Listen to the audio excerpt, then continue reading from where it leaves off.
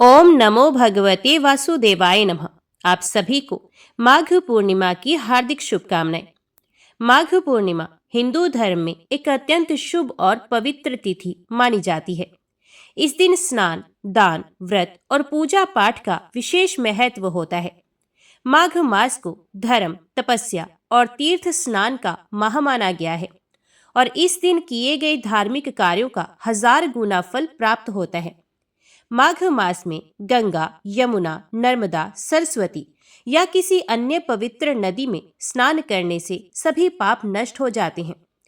इस दिन गरीबों को अन्न, वस्त्र, तिल, गुड़, कंबल और घी का दान करने से अत्यधिक पुण्य मिलता है। इस दिन व्रत करने से मन की शुद्धि होती है और जीवन में सुख समृद्धि आती है। इस दिन भगवान विष्णु की पूजा विशेष फलदायी मानी जाती है। माघ पूर्णिमा पर पितरों को जल और तर्पण अर्पित करने से पूर्वज प्रसन्न होते हैं। इस दिन भगवान सत्यनारायण की व्रत कथा को पढ़ने या सुनने से विशेष लाभ मिलता है। इस दिन माघ मास में किए गए स्नान दान का समापन किया जाता है, जिससे संपूर्ण मास के तप का फल मिलता है। एक पौराणिक कथा के अनुसार भगवान विष्णु ने माघ पूर्णिमा के दिन ही मत्स्य अवतार धारण किया था और राजा सत्यव्रत को प्रलय से बचाया था। इसलिए यह दिन विष्णु जी की आराधना के लिए अत्यंत महत्वपूर्ण माना जाता है। माघ पूर्णिमा का दिन पवित्रता, दान, तप और धर्म का प्रतीक है। इस दिन गंगा स्नान, व्रत, दान और भगवान विष्णु की पूजा करने से सभी कष्ट दूर होते हैं और जीवन में सुख समृद्धि आती है। जो भी श्रद्धालु इस दिन धार्मिक कार्य करता है, उसे पुण्य के साथ मोक्ष की भी प्राप्ति होती है। तो आज की वीडियो में आप सुनेंगे माघ मास पूर्णिमा की संपूर्ण व्रत कथा और आरती। अभी सुनते हैं 32 पूर्णिमा की व्रत कथा। तो सब प्रेम से बोलो, लक्ष्मी नारायण भगवान की जय। द्वापर युग में एक समय की बात है कि यशोदा जी ने कृष्ण से कहा, हे कृष्ण, तुम सारे संसार के उत्पन्न करता, पोषक तथा उसके संहार करता हो। आज कोई ऐसा व्रत मुझसे कहो जिसके करने से मृत्यु लोक में स्त्रियों को विधवा होने का भय न रहे तथा यह व्रत सभी मनुष्यों की मनोकामनाएं पूर्ण करने वाला हो। श्री कृष्ण कहने लगे कि हे माता, तुमने अति सुंदर प्रश्न किया है। मैं तुमसे ऐसे ही व्रत को सविस्तार कहता हूँ। सौभाग्य की प्राप्ति के लिए स्त्रियों को 32 पूर्णमासियों का व्रत अवश्य करना चाहिए। इस व्रत के करने से स्त्रियों को सौभाग्य, संपत्ति मिलती है। वे व्रत अचल सौभाग्य देने वाला एवं भगवान शिव के प्रति मनुष्य मात्र की भक्ति को बढ़ाने वाला है। यशोदा जी कहने लगी कि हे कृष्ण, सर्वप्रथम इस व्रत को मृत्युलोक में किसने किया था, इसके विषय में विस्तार पूर्वक मुझसे कहो। श्री कृष्ण जी कहने लगे कि इस भूमंडल पर एक अत्यंत प्रसिद्ध राजा, चंद्रहास से पालित अनेक प्रकार के रत्नों से परिपूर्ण कातिका नाम की एक नगरी थी। वहां पर धनेश्वर नाम का एक ब्राह्मण रहता था और उसकी स्त्री अति सुशीला रूपवती थी। दोनों ही उस नगरी में बड़े प्रेम के साथ रहते थे। घर में धन धान्य आदि की कमी नहीं थी। उनको एक बड़ा दुख था कि उनके कोई संतान नहीं थी। उस दुख से वे अत्यंत दुखी रहते थे। एक समय एक बड़ा तपस्वी योगी उस नगरी में आया। वह योगी उस ब्राह्मण के घर को छोड़कर अन्य सब घरों से भिक्षा लाकर भोजन किया करता था।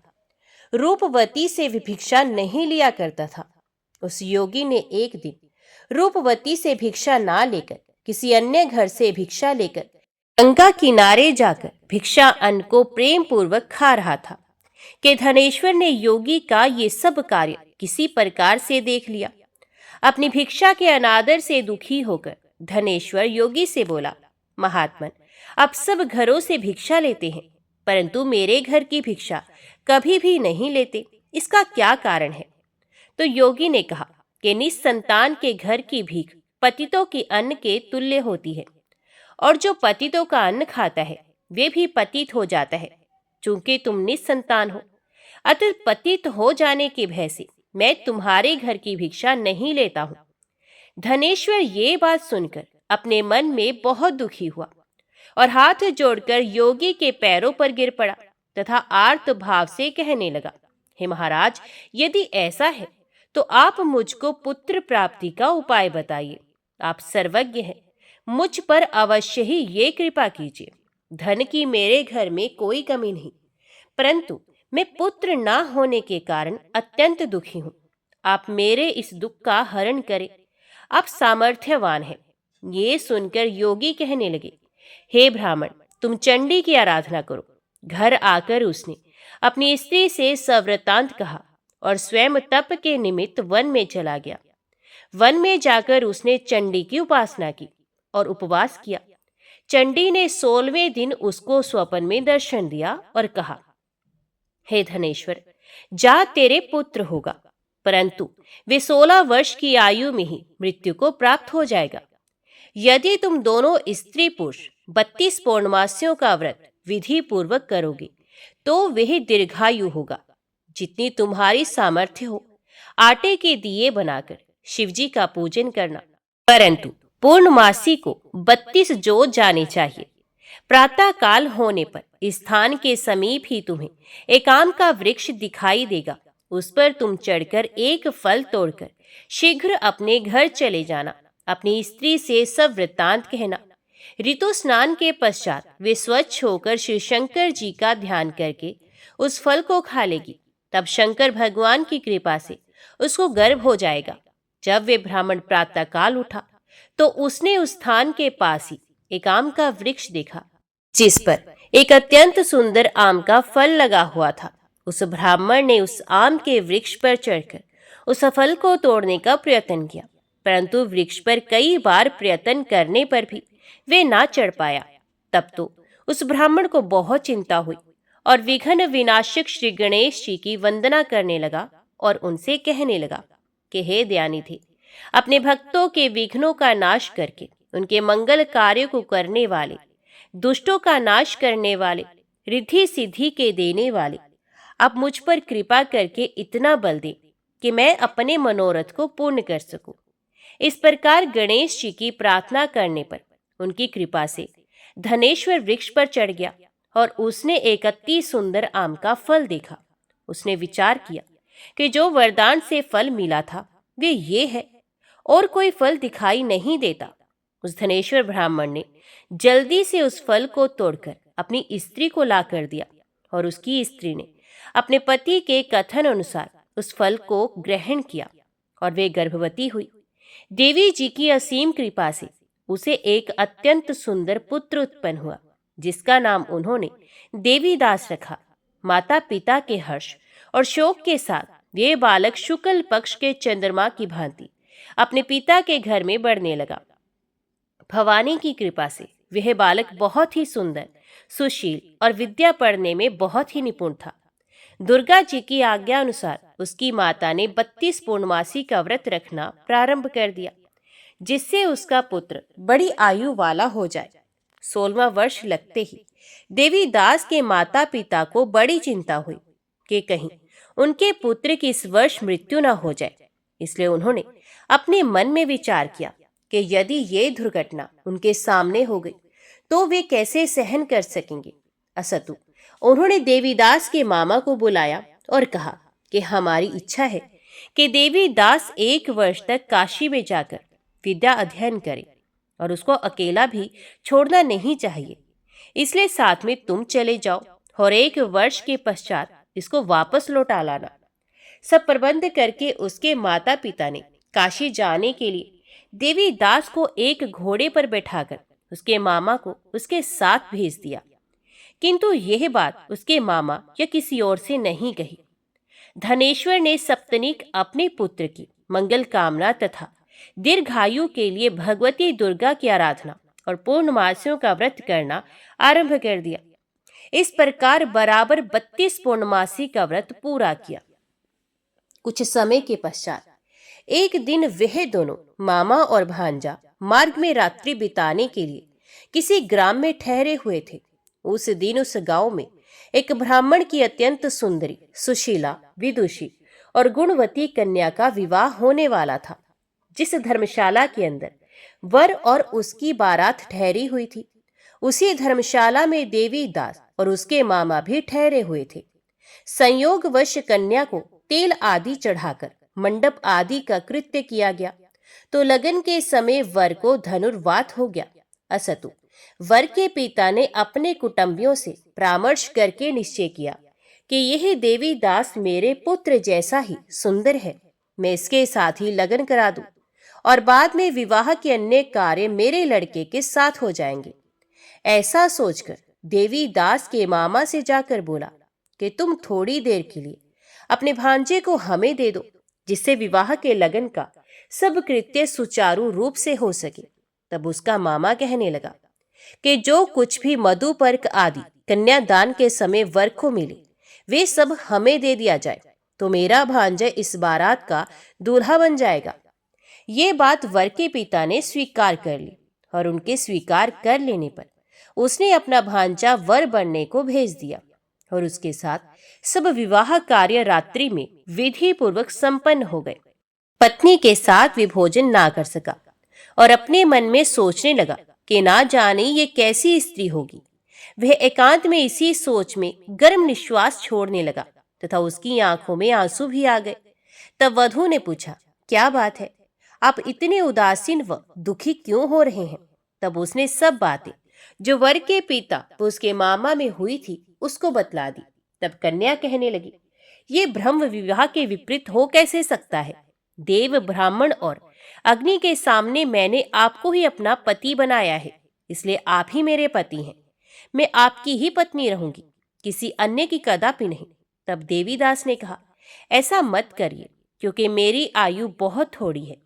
मेरे पश्चात आपकी क्या गति होगी, इन बातों को अच्छी तरह विचार लो। परंतु वे दृढ़ विचार वाली थी, बोली कि जो आपकी गति होगी वही मेरी गति होगी। हे स्वामी, आप उठिए और भोजन करिए, आप निश्चय ही भूखे होंगे। इसके बाद देवीदास और उसकी पत्नी दोनों ने भोजन किया तथा शेष रात्रि वे सोते रहे। प्रातःकाल देवीदास ने अपनी पत्नी को 3 नगों से जड़ी हुई एक अंगूठी दी, एक रुमाल दिया और बोला, हे प्रिय, इसे लो और संकेत समझकर स्थिर चित हो जाओ।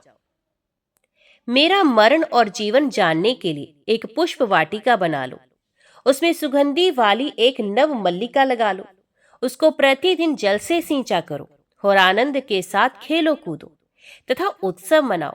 जिस समय और जिस दिन मेरा प्राण अंत होगा ये फूल सूख जाएंगे और जब ये फिर हरे हो जाए तो जान लेना कि मैं जीवित हूँ। ये बात निश्चय करके समझ लेना, इसमें कोई संशय नहीं। ये समझाकर वे चला गया। प्रातः काल होते ही वहां पर गाजे बाजे बजने लगे और जिस समय विवाह के कार्य समाप्त करने के लिए वर तथा सब बाराती मंडप में आए तो कन्या ने वर को भली प्रकार से देखकर अपने पिता से कहा कि ये मेरा पति नहीं है। मेरा पति वही है जिसके साथ रात्रि में मेरा पाणी ग्रहण हुआ था। इसके साथ मेरा विवाह नहीं हुआ है। यदि वे वही है तो बताए कि मैंने इसको क्या दिया। मधुपर्क और कन्यादान के समय जो मैंने भूषण आदि दिए थे उन्हें दिखाए तथा रात में मैंने क्या गुप्त बातें कही थी वे सब सुनाए। पिता ने उसके कथन अनुसार वर को बुलवाया। कन्या की ये सब बातें सुनकर वे कहने लगा कि मैं कुछ नहीं जानता। इसके पश्चात लज्जित होकर वे अपना मुंह सा लेकर चला गया और सारी बारात भी अपमानित होकर वहां से लौट गई। भगवान श्री कृष्ण बोले कि हे माता, इस प्रकार देवी दास काशी विद्याधन के लिए चला गया। जब कुछ समय बीत गया तो काल से प्रेरित होकर एक सर्प रात्रि के समय उसको डसने के लिए वहां पर आया। उस विषधर के प्रभाव से उसके शयन का स्थान चारों ओर से विष की ज्वाला से विषैला हो गया, परंतु व्रतराज के प्रभाव से उसको काटने ना पाया, क्योंकि पहले ही उसकी माता ने 32 पूर्णिमा का व्रत कर रखा था। इसके बाद मध्याह्न के समय स्वयं काल वहां पर आया और उसके शरीर से उसके प्राणों को निकालने का प्रयत्न करने लगा, जिससे वे मूर्छित होकर पृथ्वी पर गिर पड़ा। भगवान की कृपा से उसी समय माता पार्वती जी के साथ भगवान श्री शंकर जी वहां पर आ गए। उसको मूर्छित दशा में देखकर पार्वती जी ने भगवान शंकर से प्रार्थना की कि हे महाराज, इस बालक की माता ने पहले 32 पूर्णिमा का व्रत किया था, जिसके प्रभाव से हे भगवान आप इसको प्राण दान दे। भवानी के कहने पर भक्त वत्सल भगवान श्री शिव जी ने उसको प्राण दान दिया। इस व्रत के प्रभाव से काल को भी पीछे हटना पड़ा और देवीदास स्वस्थ होकर बैठ गया। उधर उसकी स्त्री उसके काल की प्रतीक्षा किया करती थी। जब उसने देखा कि उस पुष्प वाटिका में पत्र पुष्प कुछ भी नहीं रहे, तो उसको अत्यंत आश्चर्य हुआ, और जब वे वैसे ही हरी भरी हो गई, तब वे जान गई कि वे जीवित हो गए हैं। यह देखकर वे बहुत प्रसन्न मन से अपने पिता के कहने लगी कि हे पिताजी, मेरे पति जीवित हैं, आप उनको ढूंढिए। जब 16वां वर्ष व्यतीत हो गया, तो देवी दास भी अपने मामा के साथ काशी से चल दिया। इधर उसे श्वशुर उसको ढूंढने के लिए अपने घर से जाने वाले ही थे कि वे दोनों मामा भांजा वहां पर आ गए। उसको आया देखकर उसका श्वशुर बड़ी प्रसन्नता के साथ अपने घर में ले आया। उस समय नगर के निवासी भी वहां इकट्ठे हो गए और सबने निश्चय किया कि अवश्य ही इसी बालक के साथ इस कन्या का विवाह हुआ था। उस बालक को जब कन्या ने देखा तो पहचान लिया और कहा कि ये तो वही है जो संकेत करके गया था। तदुपरांत सभी कहने लगे कि भला हुआ जो ये आ गया, और सब नगर वासियों ने आनंद मनाया। कुछ दिन के बाद देवीदास अपनी पत्नी और मामा के साथ अपने श्वशुर के घर से बहुत सा उपहार आदि लेकर अपने घर के लिए प्रस्थान किया। जब वे अपने गांव के निकट आ गया, तो कई लोगों ने उसको देखकर उसके माता पिता को पहले ही जाकर खबर दे दी कि तुम्हारा पुत्र देवीदास अपनी पत्नी और मामा के सहित आ रहा है। ऐसा समाचार सुनकर पहले तो उन्हें विश्वास ही नहीं हुआ, किंतु जब और लोगों ने भी आकर उनकी बात का समर्थन किया तो उनको बड़ा आश्चर्य हुआ। लेकिन थोड़ी देर में देवीदास ने आकर अपने माता पिता के चरणों में अपना सर रखकर प्रणाम किया, और उसकी पत्नी ने अपने सास ससुर के चरणों को स्पर्श किया, तो माता पिता ने अपने पुत्र और पुत्र वधू को अपने हृदय से लगा लिया, और दोनों की आंखों में प्रेम अश्रु बह चले। अपने पुत्र और पुत्रवधू के आने की खुशी में धनेश्वर ने बड़ा भारी उत्सव किया और ब्राह्मणों को भी बहुत सी दान दक्षिणा देकर प्रसन्न किया। श्री कृष्ण जी कहने लगे कि इस प्रकार धनेश्वर 32 पूर्णमासियों का व्रत के प्रभाव से पुत्रवान हुआ। जो भी स्त्रियां इस व्रत को करती हैं, वे जन्म जन्मांतर में वैधव्य का दुख नहीं भोगती और सदैव सौभाग्यवती रहती हैं। ये मेरा वचन है, इसमें कोई संदेह नहीं। ये व्रत पुत्र पौत्रों को देने वाला तथा संपूर्ण मनोकामनाओं को पूर्ण करने वाला है। 32 पूर्णिमासियों का व्रत करने से व्रती की सब इच्छाएं भगवान शिव जी की कृपा से पूर्ण हो जाती हैं। तो सब प्रेम से बोलो, उमापति भगवान शंकर की जय। अभी सुनिए भगवान सत्यनारायण की व्रत कथा। ऋषियों ने सूत जी से पूछा, महामुनि, किस व्रत या तप से अभीष्ट फल की प्राप्ति होती है? हम सुनना चाहते हैं, कृपया बताइए। सूत जी बोले, देवऋषि नारद ने यही बात भगवान कमलाकांत से पूछी थी। उन्होंने जो उसका उत्तर दिया था उसी को आप सुनिए। एक दिन दूसरों पर अनुग्रह करने वाले योगी नारद जी विविध लोकों में घूमते हुए मृत्यु लोक में आए। उन्होंने देखा यहाँ के सभी मनुष्य भांति भांति के दुखों से पीड़ित हैं और अपने अपने कर्म के फल स्वरूप विविध योनियों में जन्म लेकर कलेश पा रहे हैं। वे सोचने लगे, किस उपाय से इनका दुख निश्चित रूप से दूर हो सकता है। मन ही मन इस प्रकार सोचकर वे विष्णु लोक में गए और वहां जाकर उन्होंने शंख चक्र गदा पद्मधारी वनमाला से विभूषित शुक्ल वर्ण चतुर्भुज देव देवेश्वर भगवान नारायण को देखकर कुछ कहना चाहा। नारद जी बोले, आप मन और वाणी से अतीत अनंत शक्ति हैं, आदि मध्य और अंत से रहित है, निर्गुण है, गुणात्मा है, सबके आदिभूत है और भक्तों के दुख का नाश करने वाले हैं। आपको नमस्कार है। भगवान विष्णु ने नारद का स्तवन सुनकर उत्तर दिया। श्री भगवान बोले, महाभाग, तुम किस लिए यहाँ आए हो और तुम्हारे मन में क्या अभिलाषा है? बताओ, मैं तुम्हारी सब बातों का उत्तर दूंगा। नारद जी बोले, मृत्यु लोक में मनुष्य पाप कर्म वश विविध योनियों में जन्म लेकर नाना प्रकार से कलेश पा रहे हैं और अपने अपने पापों का फल भोग रहे हैं। हे नाथ, उनके वे सारे कलेश सहज में ही कैसे दूर हो सकते हैं? यदि मुझ पर आपकी कृपा है तो वह उपाय मुझे बताइए, उसी को सुनने की मेरी इच्छा है। श्री भगवान ने कहा, वत्स, लोगों के प्रति अनुग्रह कामी होकर तुमने बड़ी अच्छी बात पूछी है।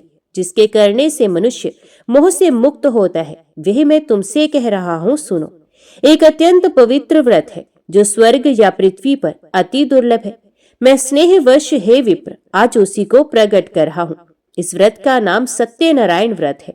इसको भली भांति विधान पूर्वक बतलाता हूं। इस व्रत का सम्यक रूप से अनुष्ठान किए जाने पर इस लोक में सुख भोग कर मनुष्य परलोक में मोक्ष को प्राप्त करता है। भगवान की इस बात को सुनकर नारद जी ने फिर कहा, इस व्रत का क्या फल है, इसकी क्या विधि है और किसने ये व्रत किया था तथा कब किया था, ये सब विस्तार पूर्वक बतलाइए। श्री भगवान बोले, इस व्रत से दुख शोक आदि का नाश होता है, धन धान्य की वृद्धि होती है और यह व्रत सौभाग्य संतति तथा सर्वत्र विजय प्रदान करता है। मनुष्य भक्ति श्रद्धा के साथ जिस किसी दिन ये व्रत कर सकता है, परंतु सत्यनारायण देव निशामुख अर्थात संध्या के समय पूजे जाने पर संतुष्ट होते हैं। धर्मपरायण मनुष्य ब्राह्मण और बंधु बांधवों के साथ यह व्रत करे, भक्ति के द्वारा भोग लगाए। भोग उत्तम पदार्थों का होना चाहिए। भोग सवा के हिसाब से, जैसे कि सवा छटाक, सवा पाव, सवा सेर आदि होना चाहिए। केला, घी, दूध, गेहूं, गेहूं काटा, गेहूं काटा ना मिलने पर चावल काटा और चीनी अथवा गुड़ का भोग लगाना चाहिए। ये सभी चीजें परिमाण में सवा के हिसाब से होनी चाहिए और सबको एकत्रित कर निवेदन करना चाहिए। तदंतर घर के लोगों के साथ कथा सुनकर ब्राह्मण को दक्षिणा देनी चाहिए। इसके बाद ब्राह्मणों को प्रसाद खिलाकर अपने बंधु बांधवों के साथ भक्ति पूर्वक स्वयं प्रसाद ग्रहण करना चाहिए और भगवान के सामने प्रेम प्रवश होकर नाचना और गाना चाहिए। इसके बाद स्तुति करके सत्यनारायण भगवान का स्मरण करते हुए घर जाना चाहिए। इस प्रकार करने पर मनुष्य को निश्चय ही मनोवांछित फल प्राप्त होगा। विशेषकर इस कलयुग में तो सत्यनारायण व्रत के अतिरिक्त पृथ्वी पर अभिष्ट सिद्धि का और कोई उपाय ही नहीं है। पूर्व काल में एक ब्राह्मण इस व्रत को करके कृत्य हो गए थे। अब उनकी कथा कहता हूँ। काशीपुर ग्राम में एक निर्धन ब्राह्मण रहते थे। वे भूख प्यास से व्याकुल होकर सदा पृथ्वी पर भटका करते थे। ब्राह्मण को दुखी देखकर ब्राह्मण प्रिय भगवान वृद्ध ब्राह्मण का रूप बनाकर उनके पास आए और उन्होंने आदर के साथ पूछा, ब्राह्मण देवता, आप किस लिए अत्यंत दुखित होकर सारी पृथ्वी पर भटक रहे हैं? यदि आपकी अभिरुचि हो तो सारी बात मुझसे कहिए, मैं सुनना चाहता हूँ। ब्राह्मण ने कहा, मैं बड़ा गरीब हूँ और भीख मांगने के लिए ही इस प्रकार भटकता रहता हूँ। आप कोई उपाय जानते हो तो हे प्रभु कृपा पूर्वक मुझे बताइए। वृद्ध ब्राह्मण ने कहा, सत्यनारायण विष्णु भगवान मनचाहा फल देते हैं। द्विजश्रेष्ठ, आप सत्यनारायण का उत्तम व्रत करें। मनुष्य इस व्रत को करके सब दुखों से मुक्त हो जाता है। श्री भगवान बोले, वृद्ध बने हुए सत्यनारायण ब्राह्मण को आदर पूर्वक व्रत की पूरी विधि बताकर वहां से अंतर ध्यान हो गए। तदंतर वे ब्राह्मण मन ही मन भगवान का चिंतन करते हुए घर लौटे। उन्होंने समझा कि नारायण ने ही मुझको ये व्रत बतलाया है, अतएव मैं इस व्रत को करूंगा। ब्राह्मण इसी सोच विचार में रहे। उनको रात्रि में नींद भी नहीं आई। प्रातः काल उठते ही मैं सत्यनारायण व्रत करूंगा, ये संकल्प करके ब्राह्मण भिक्षा के लिए चले गए। उस दिन ब्राह्मण को भिक्षा में प्रचुर द्रव्य की प्राप्ति हुई। उसके द्वारा उन्होंने बंधु बांधवों के साथ सत्यनारायण का व्रत किया और उस व्रत के प्रभाव से वे श्रेष्ठ ब्राह्मण समस्त दुखों से छूटकर संपूर्ण संपत्ति से संपन्न हो गए। तब से वे प्रति मास सत्यनारायण व्रत करने लगे।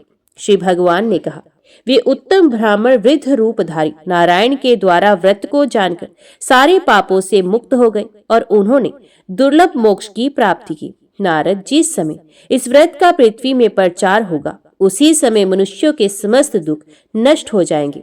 सूत जी बोले, ब्राह्मणों, नारायण ने महात्मा नारद को जैसा कहा था ठीक वैसा ही मैंने आप लोगों से कह दिया। अब और क्या कहूं? ऋषियों ने पूछा, इसके बाद पृथ्वी पर इस व्रत का अनुष्ठान किस मनुष्य ने किया था? हे मुने, ये सब हम सुनना चाहते हैं। इस विषय में हमारे मन में बड़ी श्रद्धा उत्पन्न हो गई है। सूत जी बोले, मुनियों, उसके बाद पृथ्वी पर किसने ये व्रत किया था सो सुनो। एक दिन वे श्रेष्ठ ब्राह्मण अपने बंधु बांधवों के साथ अपने वैभव के अनुरूप व्रत कर रहे थे। इसी समय वहां एक लकड़हारा आया। लकड़हारे ने लकड़ी बाहर रख दी और वह ब्राह्मण के घर के अंदर चला गया। उस समय वह प्यास से पीड़ित था। उन ब्राह्मण को कार्य में लगे देखकर प्रणाम करके उसने पूछा, महाराज, आप ये क्या कर रहे हैं? तो ब्राह्मण ने कहा, ये सत्यनारायण का व्रत है। ये व्रत दुख दारिद्र्य का नाश करता है, सब प्रकार की इच्छित वस्तुओं को देता है और पुत्र पौत्र आदि की वृद्धि करता है। इस व्रत के प्रभाव से ही धन धान्य आदि महान समृद्धि से मेरा घर भर गया है। ब्राह्मणों की इस बात को सुनकर लकड़हारे को बड़ा हर्ष हुआ।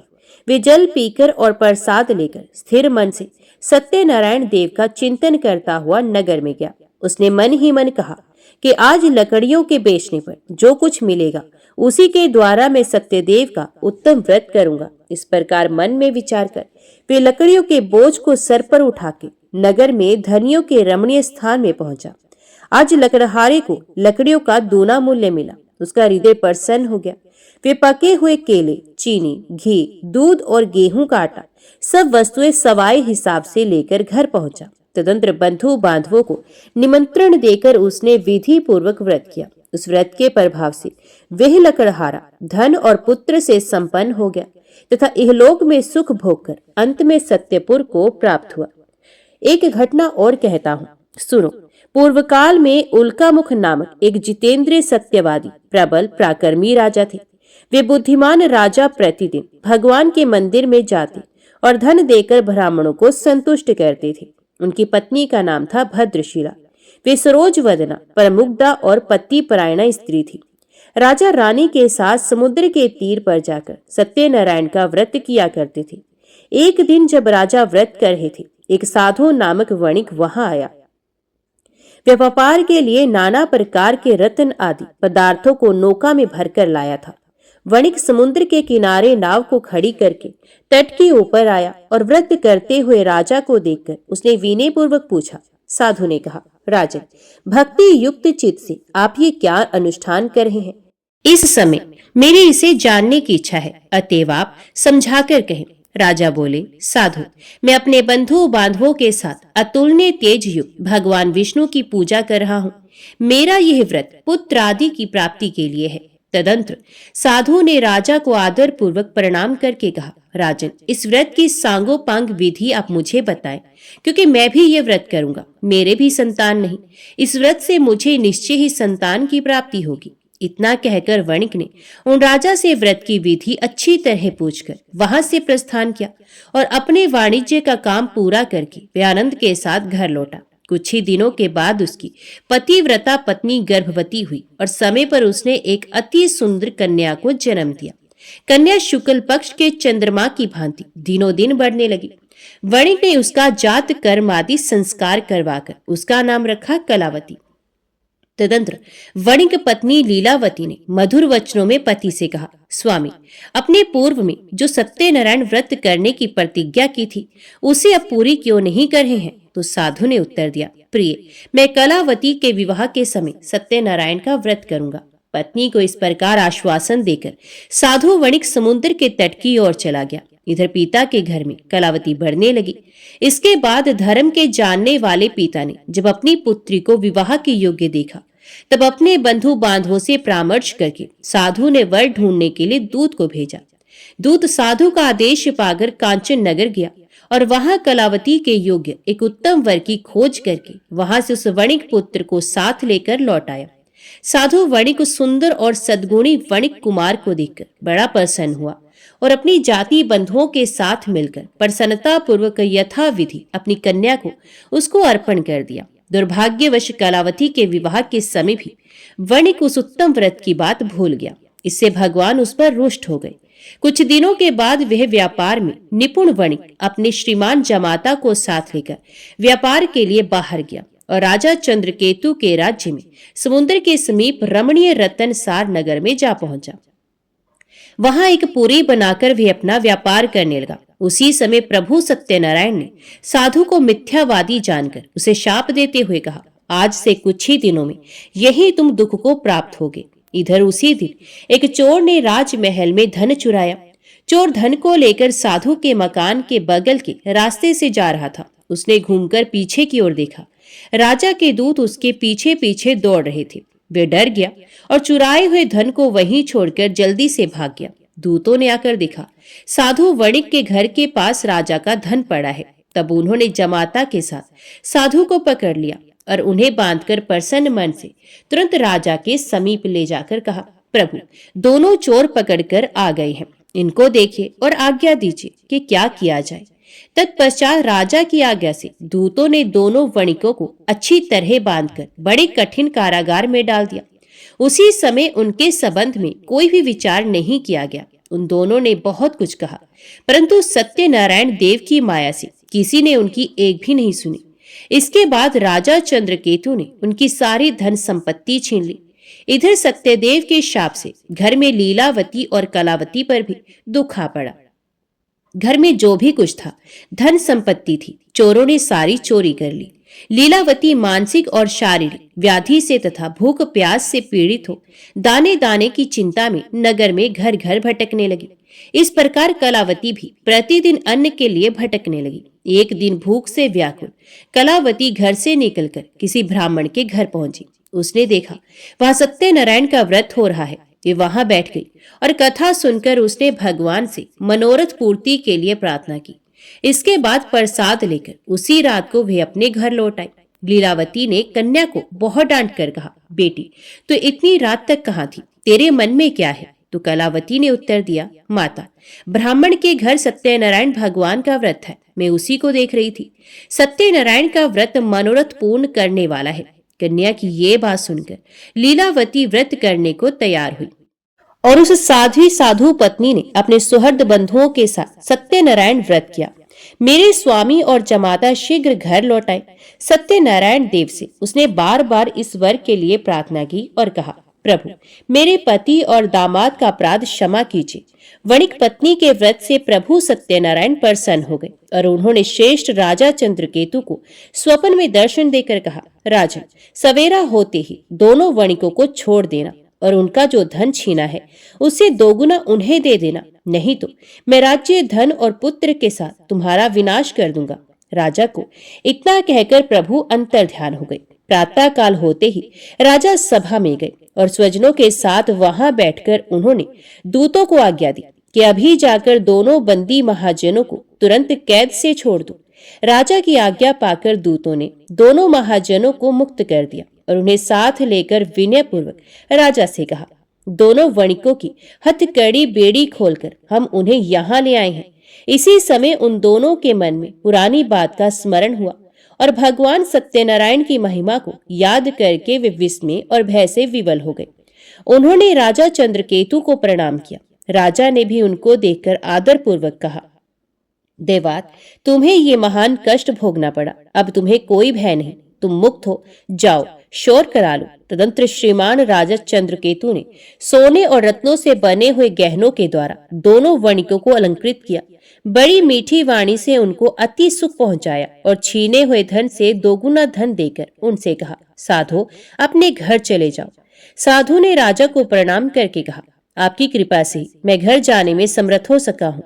उस समय साधु ने मंगलाचार करते हुए यात्रा की, ब्राह्मणों को धन का दान किया और अपने नगर की ओर दोनों चले गए। कुछ ही दूर आगे बढ़ने पर प्रभु सत्यनारायण ने दंडी की वेश में आकर उनसे पूछा, बताओ तो तुम्हारी नाव में क्या है? तो महाजन ने प्रमत्त से होकर बड़ी अवहेलना के साथ हंसी उड़ाते हुए कहा, दंडी, क्यों पूछ रहे हो? तुम्हें रुपए चाहिए क्या? मेरी नाव में तो लता पत्र भरे हैं। दंडी के वेश में आए हुए भगवान सत्यनारायण ने साधु के निष्ठुर वचन सुनकर कहा, तुम्हारे वचन सत्य हो। और ये कहकर वे तुरंत वहां से चले गए। दंडी के कुछ दूर चले जाने पर साधु भी समुद्र के किनारे पहुंचा और नित्य क्रियादि करके नाव पर गया तो देखा नाव में लता पत्र भरे पड़े हैं। ये देखकर उसे बड़ा विस्मय हुआ और वे मूर्छित होकर पृथ्वी पर गिर पड़ा। थोड़ी देर के बाद चेत होने पर वे बड़ी चिंता में डूब गया। श्वशुर की ये दशा देखकर जमाता ने उनसे कहा, आप किस लिए शोक कर रहे हैं? ये सब दंडी के शाप का फल है। वे सब कुछ करने में समर्थ है, वे ही हरता वे ही करता है, इसमें कोई संदेह नहीं। हम लोग उन्हीं की शरण ले तो हमारा मनोरथ पूर्ण हो जाएगा। जमाता की ये बात सुनकर साधु दौड़कर दंडी के पास पहुंचा और उनके दर्शन करके भक्ति पूर्वक नमस्कार कर उनसे बोला, मैं बड़ा दुरात्मा हूँ। आपकी माया से मुग्ध होकर मैंने जो कुछ कह दिया है उसके लिए क्षमा करें। मैंने आपके सामने दुष्ट वाक्यों का प्रयोग किया है। हे नाथ, मुझे इसके लिए क्षमा करें। क्षमा ही साधुओं का धन है। साधु तो दूसरों के उपकार करने में ही लगे रहते हैं। यूं कहकर शोक विकल वणिक बार बार प्रणाम करने लगा और रोने लगा। साधु वणिक को विलाप करते देखकर दंडी ने कहा, रो मत, मेरी बात सुनो। दुर्मते, तुम मेरे अपमान करके मेरी पूजा से विमुख हो गए थे, उसी के फल स्वरूप बार बार दुख को प्राप्त होते हो। भगवान के इस प्रकार के वचनों को सुनकर साधु ने भगवान की स्तुति की। साधु बोला, प्रभु, ब्रह्मादि स्वर्गवासी देवता आपकी माया से मोहित होकर आपके आश्चर्यमय रूप और गुणों को नहीं जान पाते। मैं भी आपकी माया से मुग्ध हूँ, अतएव आपको कैसे जान सकूंगा। आप प्रसन्न हो, मैं अपने वैभव के अनुसार आपकी पूजा करूंगा। मैं आपके शरणागत हूँ, मुझे पुत्र और वित्त दीजिए, मेरी रक्षा कीजिए। साधु के इस प्रकार के भक्ति युक्त वचनों को सुनकर भगवान जनार्दन परितुष्ट हो गए और साधु को मनचाहा वर देकर वहीं अंतर ध्यान हो गए। तदंतर साधु ने नाव पर चढ़कर देखा, नाव रत्न आदि से भरी है। सत्यदेव की दया से मुझे वांछित फल मिल गया। यों कहकर साधु ने अपने मित्रों के साथ विधिवत सत्यनारायण की पूजा की और बड़े हर्ष के साथ यात्रा आरंभ की। नौका बड़े वेग से चलने लगी। दोनों अपने देश में आ पहुंचे। साधु ने जमाता से कहा, वत्स, वह देखो, मेरी पुरी दिखाई दे रही है। तत्पश्चात साधु ने अपने धन के रखवाले दूत को नगर में भेजा। दूत ने साधु की पत्नी लीलावती के समीप जाकर हाथ जोड़कर प्रणाम करते हुए कहा, आपके पतिदेव नाना प्रकार के धन रत्नों के साथ अपने जमाता और सुहृद मित्रों से घिरे हुए आ रहे हैं। साध्वी वणिक पत्नी दूत के मुख से स्वामी और जमाता के आने का समाचार सुनकर बड़ी हर्षित हुई और सत्यदेव की पूजा करके उसने अपनी लड़की से कहा, मैं पति की अगुवानी के लिए जाऊंगी, तुम भी तुरंत मेरे साथ चलो। माता की बात सुनकर कलावती ने सत्यनारायण का व्रत किया, परंतु प्रसाद लिए बिना ही वे पति के सामने चले गए। इससे सत्यनारायण देव रुष्ट हो गए। धन रतन और जवाई को लेकर नौका जल में अदृश्य हो गई। कलावती ने जब पति को नहीं देखा तब वह शोक से अत्यंत व्याकुल होकर रोती हुई जमीन पर गिर पड़ी। अपने पति और नाव के ना दिखने से अत्यंत शोकातुर थी। कन्या की इस दशा को देखकर साधु बहुत डर गया। उसने सोचा, ये क्या आश्चर्य हो गया। नाव खेने वाले भी बड़ी चिंता लेने लगे।